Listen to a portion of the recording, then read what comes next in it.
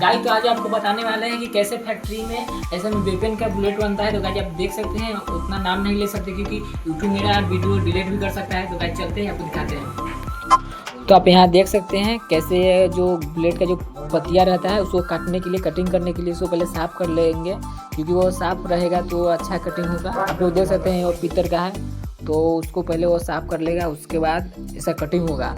तो भाई एक कटिंग करेंगे उसको, क्योंकि इसका कटिंग होगा पहले नाप लेंगे कि हाँ कितना इंच का है, उसके बाद इसको कटिंग करेंगे अच्छा से। तो कटिंग करने जाएगा, अब यहाँ से कटिंग होगा।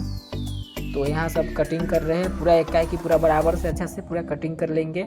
दोनों तरफ से कटिंग होगा, पहले एक तरफ से हो गया, उसके बाद दोनों तरफ से कटिंग कर लेंगे। तो आप लोग देख सकते हैं, अब फिर दोबारा यहाँ से कटिंग हो रहा है। नहीं तो यहाँ देख सकते हैं आप, कटिंग अब चालू हो चुका है।